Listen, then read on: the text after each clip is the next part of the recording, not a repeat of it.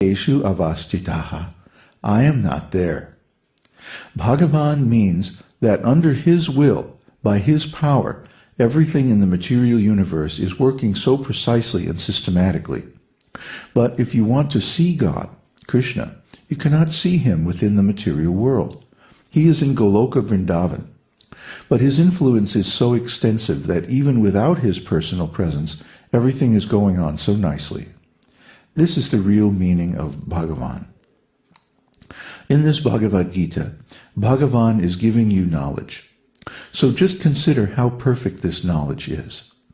Vyasadeva did not write Śrī Vyasadeva uvaca. No, he wrote Śrī Bhagavan uvaca. He did not take credit because he simply recorded the words of Bhagavan. Whatever Bhagavan says, there cannot be any change or interpretation because it is all perfect. Unfortunately, we foolish human beings do not follow the example of Vyasadeva and accept Bhagavad-gītā as it is. We want to change it according to our whims. This nonsense has wreaked havoc and ruined the whole world. If they would have preached Bhagavad-gītā as it is, without any nonsense misinterpretation, the whole world situation would have been different. Everything would have been in order. There would have been tranquility, peace, and everybody would have been prosperous. But sinful rascals will not do that. That is their defect. Therefore, our tiny effort is to present Bhagavad-gītā as it is. This is the mission of the esoteric teaching. Even now, in the present distorted condition of the world, if we accept Bhagavad-gītā as it is, then still we will be benefited. There is no doubt about it. Therefore, our appeal is that wherever in the world people are hearing this podcast, they should try to understand Bhagavad-gītā as it is, set up local study groups, and gradually develop them into nice spiritual communities based on the esoteric teaching. Then everything will be peaceful. This is the peace formula.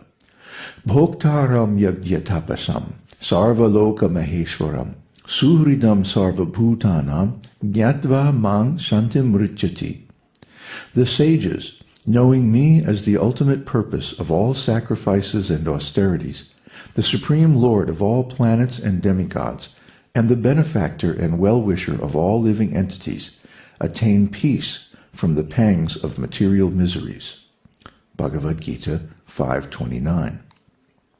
Suhridam sarva bhutanam. Suhrit means well-wisher. Kṛṣṇa is the supreme well-wisher.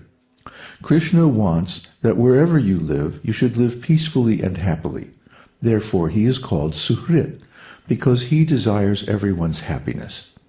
He even comes himself to advise us, to instruct us how to live, how to follow his instructions, and he leaves the Bhagavad-gītā behind, and occasionally sends his representative to revive our original spiritual consciousness. This is going on not only in human society, but even in the animal society, not only on this planet, but on all planets. Everywhere, even in demigod society, the esoteric teaching is being presented according to the directions of Kṛṣṇa. Therefore, we should know that whatever Bhagavan says, there cannot be any mistake, any illusion, any cheating, or any imperfection. If we follow these instructions, then the whole world will be very nice. The very words used to begin Kṛṣṇa's teaching in Śrīmad-Bhāgavatam, Bhagavan uvaca, indicate that this instruction is neither mistaken, nor illusion, nor cheating, nor imperfect. Whatever we teach, whatever we speak, we conditioned souls manage to introduce some change, some error. Just like we are very proud of our eyes, but we cannot see without the sun or without electricity. That is our defect. Everything about us is defective, but still we are proudly thinking we are perfect. We can attain perfect knowledge by our own efforts. That is cheating. None of us is perfect. But Kṛṣṇa, Bhagavan, is not like that. His knowledge and instruction are perfect.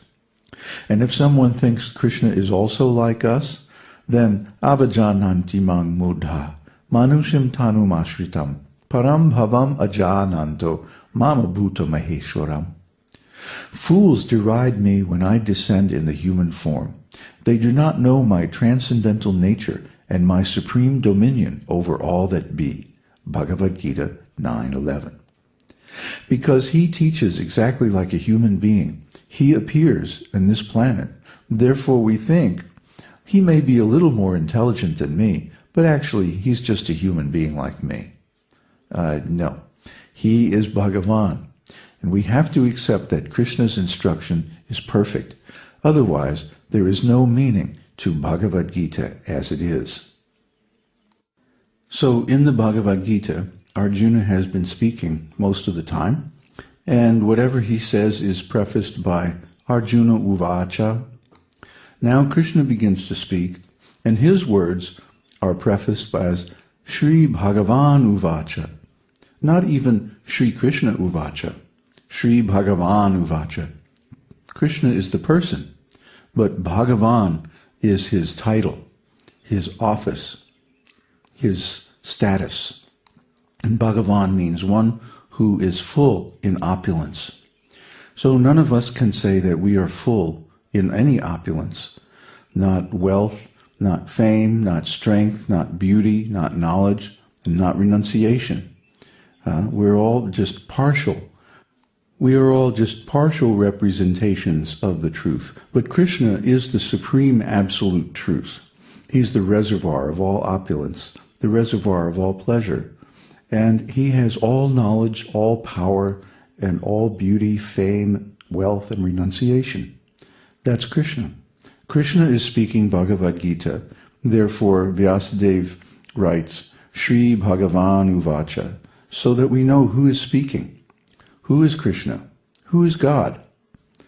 God is Krishna, Bhagavan. The only person who has the qualifications to fill the office of God is Bhagavan, and Bhagavan is Krishna. All the Vedas agree to this.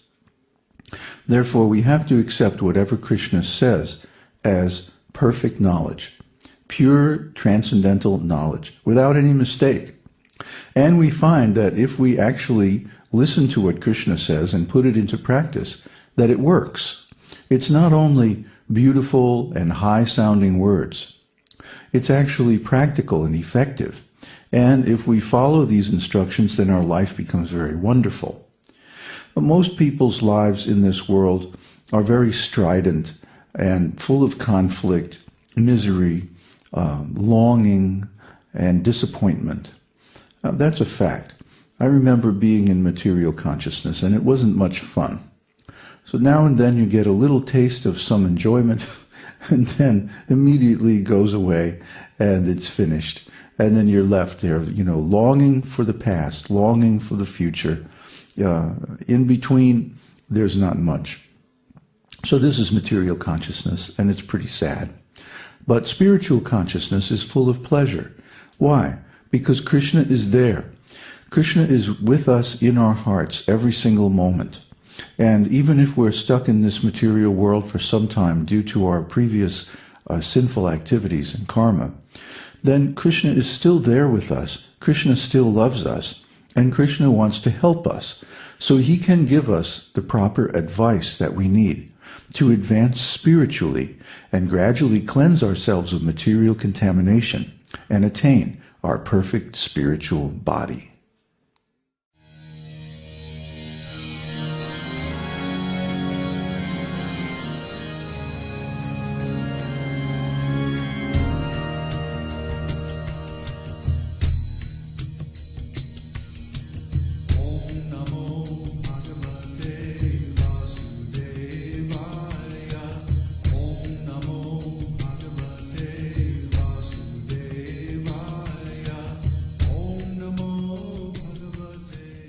We hope you've enjoyed this edition of My Perfect Body. This is David Hughes, your host, reminding you to visit us on the web at esotericteaching.org, where you can purchase the complete Esoteric Teaching Introductory Seminar DVD and many CDs of transcendental music and mantras.